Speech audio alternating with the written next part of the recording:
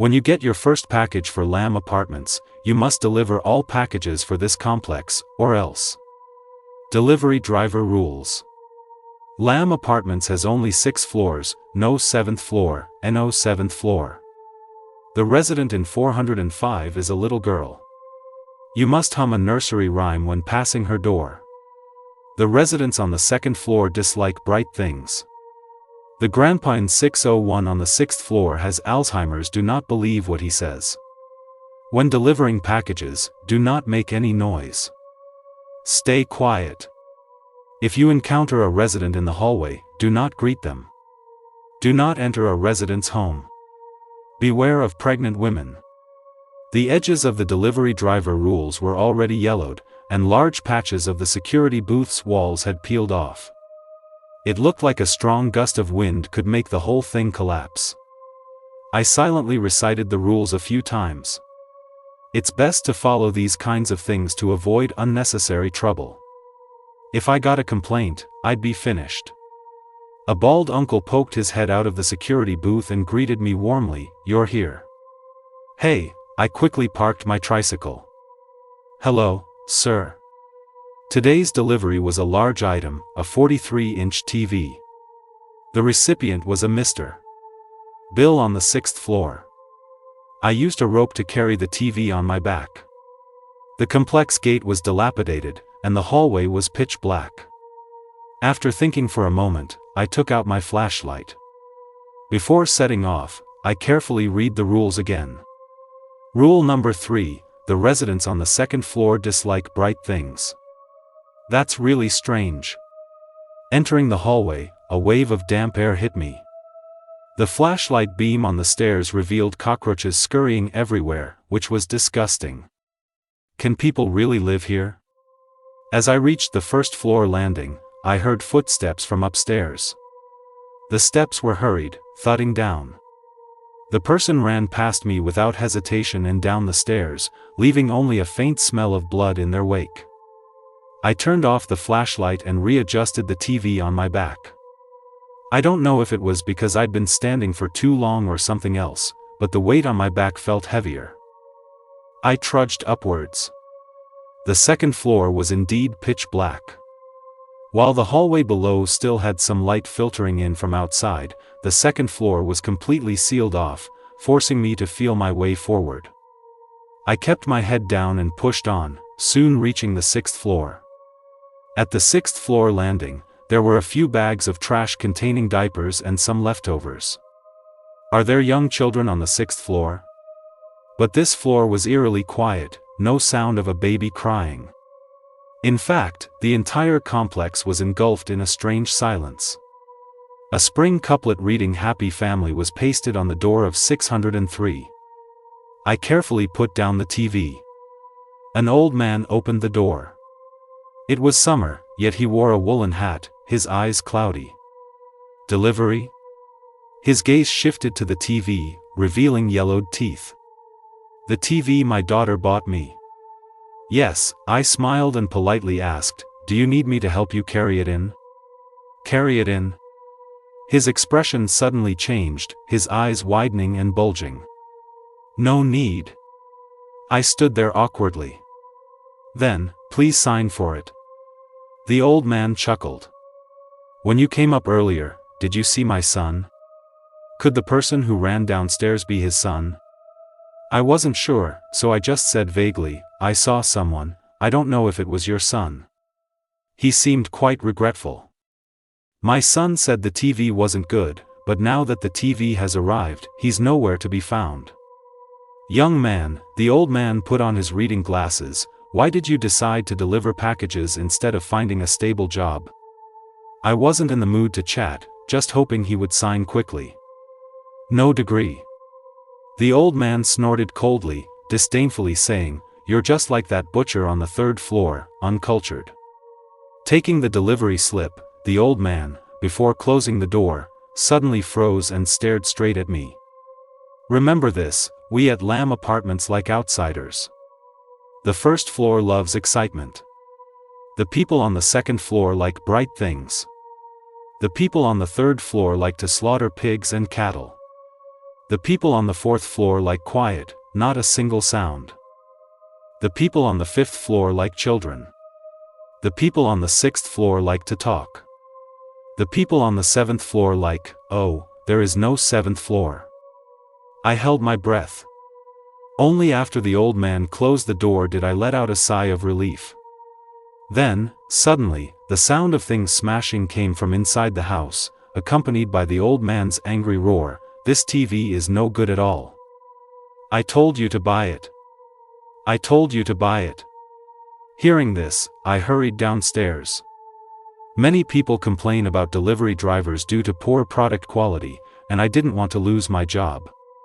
When I reached the 2nd floor, I remembered to turn off my flashlight. A light rain had started outside. In Lamb Apartments, not a single resident had their windows open, every curtain was drawn tightly. I put away the signed delivery slip and prepared to leave on my tricycle. There was no one in the security booth, and the gate couldn't be opened. The rain was getting heavier, so I had no choice but to open it myself. Although the outside of the security booth was dilapidated, the inside was relatively tidy. There was an entry-exit log on the table with the name Charles written on it. A security guard work regulations poster was pasted in the center of the wall. No unauthorized personnel are allowed to enter Lamb Apartments. Outsiders wearing blue clothing are allowed to enter Lamb Apartments. Residents are not allowed to hide harmful items. Entry may be necessary for inspection. Do not enter residents' homes. Lamb Apartments does not have a 7th floor. Security guards must wear blue uniforms, or they cannot work. Security guards, if you see a child, please do not touch or talk to them. Security guards, please advise outsiders to leave the complex. Take care of pregnant women. I read it carefully and was about to take a picture when I remembered my phone was in the tricycle. Just as I was about to get it, I turned around and came face to face with the security guard uncle's gloomy face. I jumped in fright. The security guard uncle's expression was so stern it was terrifying. In the dim light, he spoke word by word like a machine. "What are you doing here?" The next second, his mouth split into a wide, radiant smile. "Young man, how's work going?" "It's all right." I cautiously edged towards the door. He patted his beer belly, looking like a harmless, good-natured fellow. "Want to sit for a bit? Uncle Charles here has some good booze." I frowned, sensing something strange about the security guard. He seemed contradictory, stern one moment and easygoing the next, just like the security rules posted on his wall. "No thanks, I have to get home." "Thanks, Uncle Charles." After declining the security guard's offer, I left the complex in the heavy rain. Soon, Lamb Apartments received its 2nd delivery. After the heavy rain, the weather was gloomy, still overcast, with no telling when it would clear up. This time, the recipient was named Lily, living on the 5th floor. 5th floor, I carefully recalled the requirements for the residents on the 5th floor. There didn't seem to be any prohibited items. I breathed a sigh of relief. It looked like this delivery would be completed quickly. Passing by the security booth, the security guard uncle poked his head out and greeted me very familiarly. "Hey, Leo, you're here." I also replied enthusiastically, "Morning, uncle." As soon as I turned my head, my smile froze. How did he know my last name was Leo? I hadn't mentioned my name at all. Seeing me standing still, the uncle urged, "Leo, move your tricycle forward a bit. If you park it here, how am I supposed to close the gate?" I quickly parked the tricycle properly, got off, and went to the security booth. The window sill of the security booth was covered in grimy dust. It looked like it hadn't been cleaned in a long time. "Uncle Charles, how did you know my last name is Leo?" The uncle continued pouring water, chuckling, "You told me. Smithry up and deliver your package. Who is it for this time?" Perhaps I really had mentioned it unintentionally. I put the matter of my name aside and took out the package. 5th floor. As soon as Uncle Charles heard the words 5th floor, he shivered. His voice carried a hint of disgust. 5th floor, huh? That woman is a handful. You better go quickly and come back soon. Uncle Charles's reaction was very strange. Just then, my phone suddenly rang. It was the buyer from the 5th floor. A cold female voice slowly asked, "Excuse me, has my package arrived?" It's here, it's here. I'll bring it up to you right away." I quickly said goodbye to Uncle Charles, took the flashlight from the tricycle and put it in my pocket, then carried the package upstairs. This package wasn't heavy, it was a small box. The label said milk powder. It seemed the woman's voice from earlier belonged to a mother. Is there a young child at home? I vaguely remembered the old grandpa from yesterday saying that residents on one of the floors liked children. The hallway wasn't quiet this time. The first floor was bustling with someone cooking. The second floor was as dark as ever, but someone was snoring. On the third floor, there was the sound of a knife chopping on a cutting board, and even the bleating of a sheep. The fourth floor was quiet. When I reached the 5th floor, a baby was crying, and I could also hear voices from a TV broadcast upstairs. This undoubtedly gave me a great sense of relief. Turning right out of the stairwell, this floor was brightly lit, but slowly, I began to notice something was wrong. The first apartment, the second, the third, the sound of a baby crying came from every single one. Does every family here have a child? In the empty corridor, surrounded by the sound of babies crying, the atmosphere suddenly became eerie. I cautiously approached 505 and knocked gently on the door. At the same instant, the entire 5th floor fell silent, as if only my breathing remained. The door remained closed, and just when I was about to turn and run, a woman with very short hair opened the door. She looked displeased, her face pale and ashen, her chest heaving up and down. She was wearing a black nightgown, and below it was an abnormally large pregnant belly. This was a pregnant woman. "You're so slow." She poked her head out, looked left and right, and after seeing no one, took a step forward, angrily saying, "Are all you delivery guys this slow?" This, on the contrary, gave her a bit of a human touch. I smiled sheepishly, "Sorry about that. This is your package, please sign for it." The pregnant woman snatched the package and casually scribbled on it with a pen, "This is imported milk powder, very expensive." Next, she suddenly changed the subject, "Have you seen my older daughter?" She gestured towards her thigh, about this tall. The woman looked desperate. I shook my head, "I just got here, I haven't seen her." Her expression suddenly changed, "Why haven't you seen her?" The package in her hand rattled. She asked slowly, "Do you know there's something that can replace milk powder?" My body involuntarily leaned back. I quickly shook my head, "No, I don't know." She giggled foolishly, saliva even dribbling from the corner of her mouth, "It's ashes." I was so scared I fell to the ground, a cold sweat breaking out on my forehead. The woman's smile returned to normal, and she looked at me with disdain, "Such a coward." She turned to go back inside. Through the gap as she moved, I saw the layout of the room. Directly opposite the door was a black and white photograph. In the photo was a robust man, with a crew cut, looking straight ahead, a grin on his face. Below the photo, an urn was placed crookedly on a table, its lid missing, and it was empty. The woman's figure suddenly froze. Then her legs began to shake uncontrollably, and ear-piercing screams and cries erupted from her mouth as she kept repeating something. I listened carefully and realized she was saying, "It's coming." The next second, the pregnant woman's belly twitched bizarrely, as if something was struggling violently inside. The woman was still screaming incessantly, her limbs tangled together, her head pressed firmly against the ground. A pair of blood-red eyes stared at me motionlessly. I wanted to run, but my hands and feet felt like they weren't listening, devoid of strength. I could only watch as a slit opened in the woman's belly. A pair of small, dark hands reached out from the stomach, accompanied by the innocent laughter of a child, appearing before my eyes. Then came the head, body, legs, this child crawled out on its own.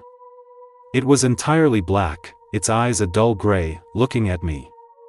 It was still covered in blood, and the air was filled with a nauseating, metallic smell. I finally couldn't control it anymore and threw up. My body also regained its ability to move. I scrambled downstairs. The child's laughter, however, seemed to echo right beside my ear, impossible to shake off. I couldn't care less about being quiet anymore. I tumbled and crawled down the stairs.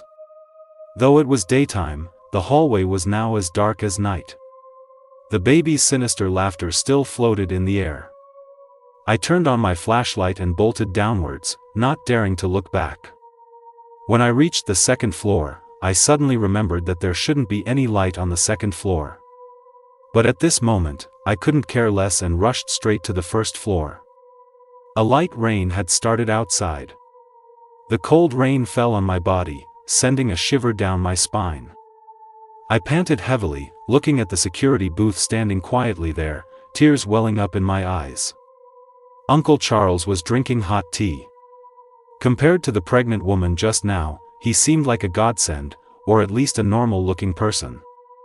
"Leo, what happened to you?" Charles looked puzzled. He picked up a package from the floor and tossed it beside me. "Another package just arrived. It's for the 4th floor. Go make another trip." I was still in shock, plopped down on the ground, completely unable to hear what he was saying, only regretting it immensely. Why am I a delivery guy? In fact, I couldn't remember why I was a delivery driver, nor why I was delivering to Lamb Apartments. It was as if I had this identity from the moment I gained consciousness, and my duty was to deliver packages to Lamb Apartments. And the thing about Lamb Apartments was, once you delivered the first package, you absolutely had to deliver all the rest, otherwise, terrifying things would happen. No, I gritted my teeth. Could anything be more terrifying than what I just saw? I can't deliver this package. I kicked the package labeled 405. The box hit the wall, and suddenly music started playing from inside, a music box. The music was soothing and relaxing, which made me feel a little better. I wanted to take off my blue delivery uniform, but as soon as I unzipped it, I noticed Uncle Charles's eyes suddenly sharpen. After thinking for a moment, I zipped it back up and straightened my clothes. Ahem, I'm not delivering it. Just now, inside, it was like seeing a ghost. That pregnant woman's baby, it crawled out of her stomach on its own. Uncle Charles jumped in fright too. You must have seen wrong. If she really gave birth, we'd have to call 911. Her husband's dead, there's no one else at home. I'll check. With that, he took out his phone and expertly dialed a number. After a few rings, the call was answered. A cold female voice said, "What is it?" My heart skipped a beat. I only heard the other end say exasperatedly, "Delivery drivers these days are so unprofessional." The call ended. Uncle Charles's eyes took on a scrutinizing look. "Leo, are you okay? How could this be? Was everything just now my hallucination?" The music from the music box finally stopped, and silence returned to the security room, leaving only the sound of raindrops tapping against the window. I waved my hand at Uncle Charles. "You can deliver this package." "I can't." Uncle Charles didn't respond, just watched me quietly. I walked out step by step. When I reached the complex gate, I suddenly stopped, then began to tremble violently. I fell to my knees, the pain unbearable. I couldn't take another step forward. Sweat soaked my clothes. I twitched all over, saliva uncontrollably drooling from the corner of my mouth, until Uncle Charles dragged me back to the security booth, and my body gradually recovered. So this was the punishment for not delivering a package? It felt like an hour had passed. Only when the pain slowly subsided did I shakily stand up. Uncle Charles also moved, kicking the package to my feet. 4th floor. My lips trembled uncontrollably. I closed my eyes and steeled myself. 4th floor, what do they like again? What are you talking about? Uncle Charles glanced sideways at me, a look of confusion on his face. I took a steady breath, trying to stop my hands from shaking. After picking up the package, I walked towards the hallway. All the sounds from before had disappeared, as if the current calm was the true Lamb Apartments. But I knew deep down that beneath this calmness lay endless weirdness. Are the people here definitely problematic? Or rather, are the people here still human? Thinking of this, I shivered, clutched the package tightly in my hands, and hurried upstairs with my head down. I silently recalled the preferences of each floor. The first floor loves excitement. The people on the second floor like bright things. The people on the third floor like to slaughter pigs and cattle. The people on the fourth floor like quiet, not a single sound. The people on the fifth floor like children. The people on the sixth floor like to talk. The people on the seventh floor, there is no seventh floor. Suddenly, I remembered the delivery driver rules. I quickly took them out of my pocket. Lamb Apartments has only 6 floors, no 7th floor, and no 7th floor. The resident in 405 is a little girl. You must hum a nursery rhyme when passing her door. The residents on the 2nd floor dislike bright things. The grandpa in 601 on the 6th floor has Alzheimer's. Do not believe what he says. When delivering packages, do not make any noise. Stay quiet. If you encounter a resident in the hallway, do not greet them. Do not enter a resident's home. Beware of pregnant women. Putting away the delivery driver rules, I cried inwardly. The rules told me to be careful of pregnant women, and I forgot. The rules also said the old man on the 6th floor has dementia, and I shouldn't believe him. The girl on the 4th floor likes nursery rhymes, but I can't sing. The only thing they both agreed on was that there was no 7th floor. I stopped and looked up. Lizards were crawling on the dusty gray walls. Is there a 7th floor or not? I'll know if I go up and see, right? Just as I lifted my foot to continue upwards, a nursery rhyme suddenly echoed through the silent corridor. It was a very childish voice, soft and sweet, humming a melodious tune. But as I listened, my heart suddenly leaped. Because the lyrics were very strange. Little brother like a big turtle, loves to eat white ashes. Mommy told Daddy, close your eyes and go to sleep. No one sees me, no one sees me. As if by telepathy, I looked at the floor number. The faded sign read 4th floor. The package was for 405. If I remembered correctly, a little girl lived in 405, and girls love nursery rhymes. So, was this singing from that girl? I cautiously took a step into the pitch-black corridor. The further I went, the colder the air became. About 10 minutes seemed to pass.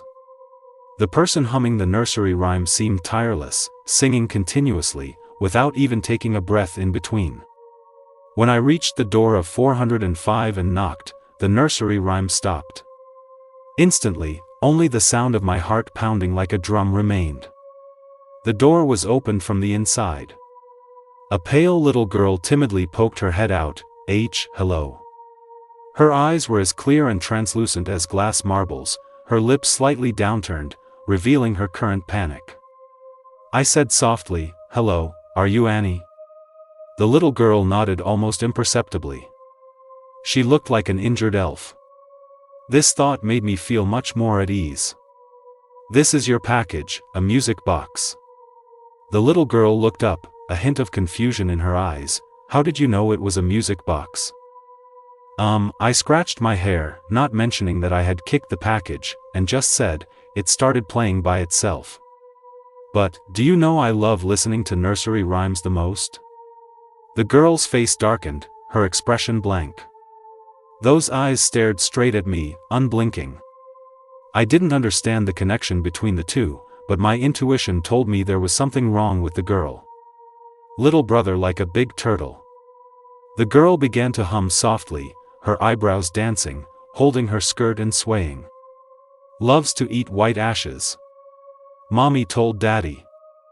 The girl put her finger to her lips, making a should gesture. I lowered my head and stared at the ground, not daring to look at her. The singing continued, "Close your eyes and go to sleep." Suddenly, some black things appeared on the ground, falling from the girl's body like rustling leaves, soon covering the floor beneath her feet. It was hair.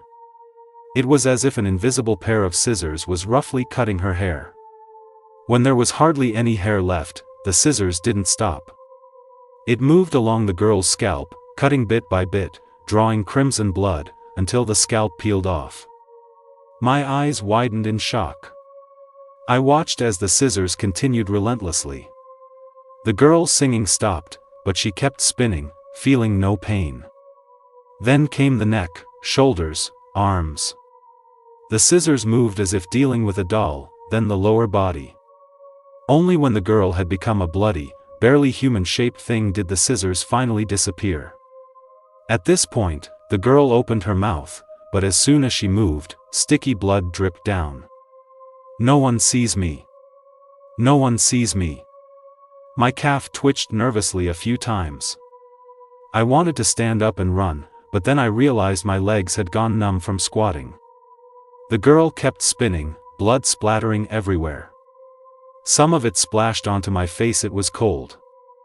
I remembered the rule that the girl liked nursery rhymes and tried humming a childhood one. The girl's movements paused, and she slowly stabilized. Just as feeling returned to my legs and I was about to bolt, she suddenly spoke, "My mommy doesn't like me." How can there be a mommy in the world who doesn't like her own child? Oh, no, she likes the baby in her tummy. She burned daddy to ashes to make milk powder for him. I never even got that kind of treatment.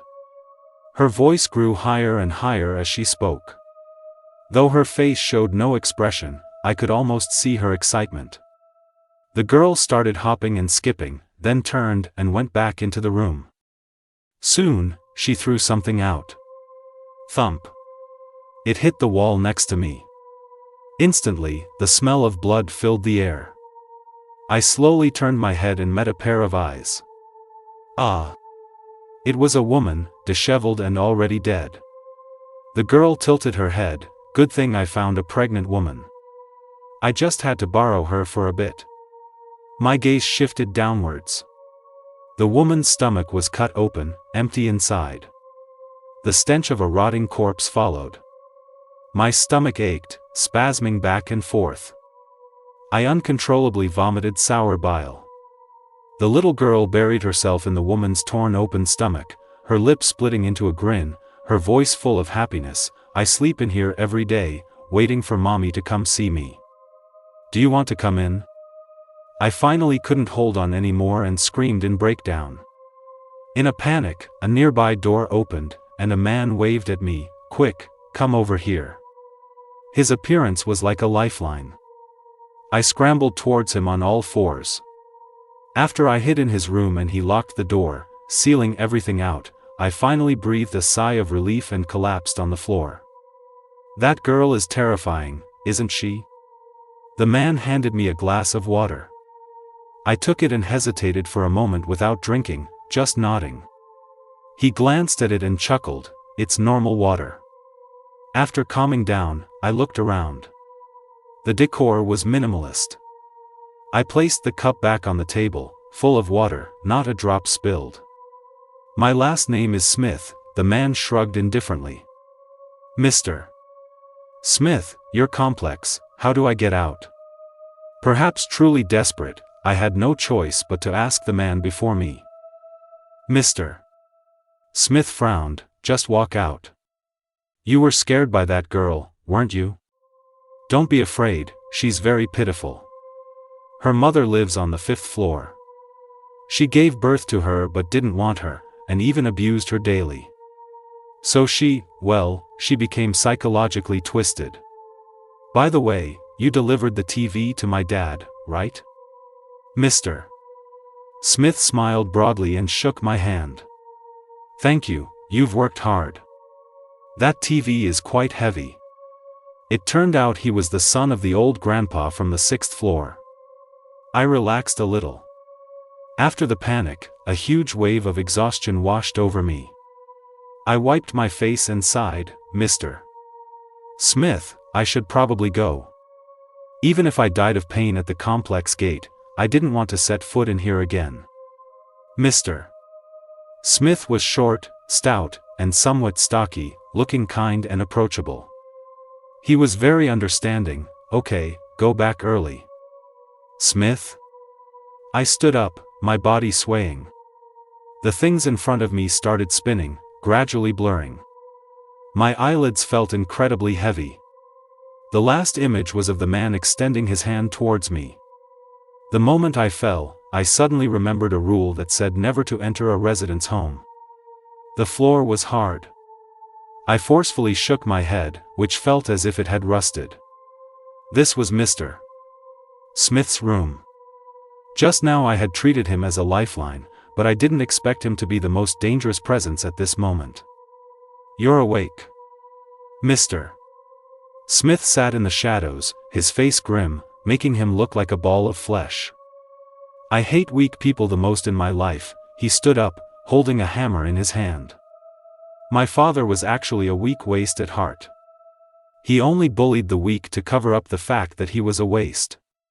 He stopped a step away from me and squatted down. "Of course, I also hate violence."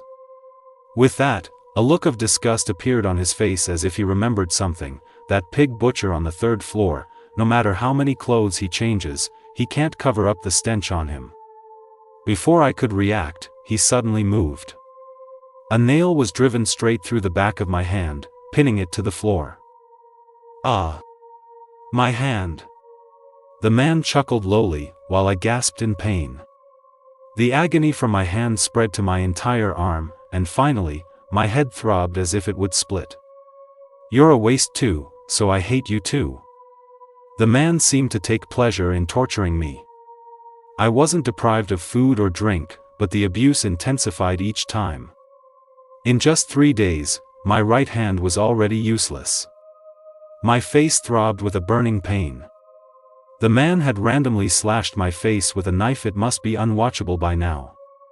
What made me break down even more was that this place was pitch black, leaving only despair. I could only meticulously recall everything that had happened since I arrived at Lamb Apartments. At first, I met an old man who said a bunch of things, half true and half false. The rule said he had Alzheimer's. After that, I went to the 5th floor and met a pregnant woman. That pregnant woman was like a monster, sending shivers down my spine. After narrowly escaping, I arrived at the 4th floor and met a little girl abandoned by her family. The little girl said her mother used ashes to make milk powder. She must have been talking about the pregnant woman on the 5th floor. So, the girl on the 4th floor was the daughter of the pregnant woman on the 5th floor. This mother and daughter pair were both extremely psychologically disturbed. After that, I was locked in here by the man, who was the son of the old grandpa from the 6th floor. The old grandpa had asked me if I had seen his son, then turned around and said the TV was bought by his daughter. So, did he really have dementia? Wait, besides them, are there other people in this building? There's also a butcher on the 3rd floor. And a mysterious 7th floor. I moved my hand. The pain helped me calm down. If the mother and daughter have a grudge, and the old grandpa on the 6th floor and this Mr. Smith have a grudge, why don't they seek revenge? The little girl once said she was waiting for her mother to come see her, so why didn't she go to the 5th floor to find her mother herself? Unless, they, simply cannot leave their own floors. With this thought, hope suddenly reignited within me. As long as I leave this door, it's equivalent to leaving the complex. What better time than now? Mr. Smith is in the bedroom, and I just need to pull out the nail pinning my hand. Easier said than done. Just a slight movement sent a sharp pain through my palm. Actually, Mr. Smith was right. I am a weak person. I don't dare to fight back when bullied, and I'm timid when doing things. The nail loosened a bit. My palm was already a bloody mess. I could only keep grinding, trying to get the nail out. No one is born a coward. No one will let themselves be slaughtered. I gritted my teeth, and this nail, as wide as my palm, was pulled out by me.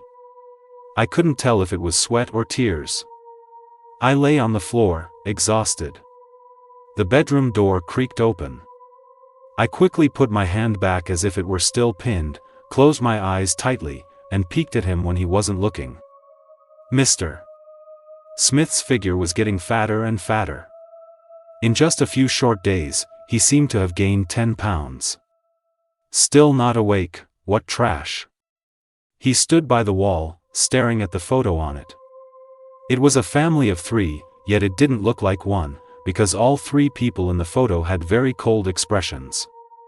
I quietly curled my palm, gripping the nail. I slowly stood up behind him, aimed for the back of his head, and stabbed down hard. The man let out a piercing scream, turned his head, and looked at me in disbelief. Impossible, impossible, how could you? Thump. He fell to the ground like a huge slab of meat. I took a step back, then quickly ran towards the door. I want to live, to leave this complex. The stairs seemed to have lengthened. I didn't know where I'd dropped my flashlight, so I could only feel my way down the wall. The longer it took, the more panicked I became. Once I got used to the stairs, I slowly started to run, faster and faster, my heart pounding so hard it felt like it would jump out of my chest. After an unknown number of stairs, I bumped into a figure. No, it didn't look like a person, just a blurry black shadow. Its back was hunched high, as if carrying a huge object.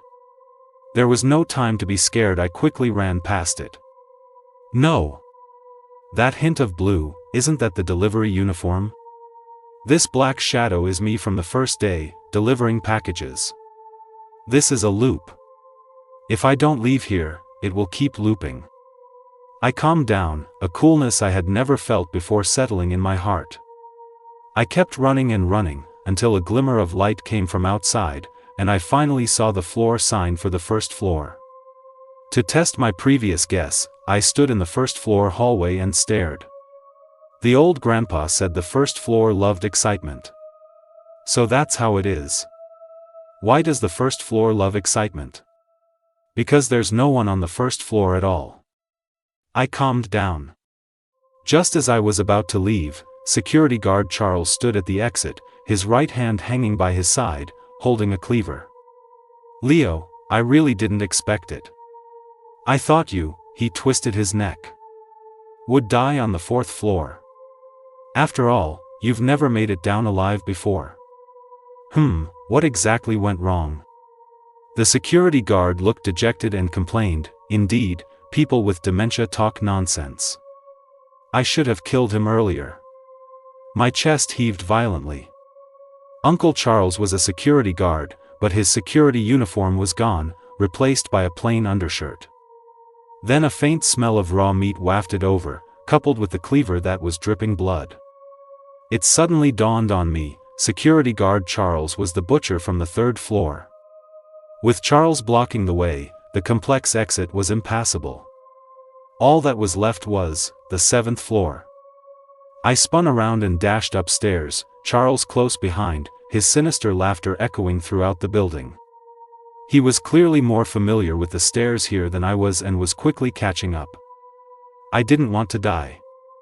Fueled by a surge of adrenaline, my speed only increased. 3rd floor. 4th floor. 5th floor. 6th floor. 7th floor.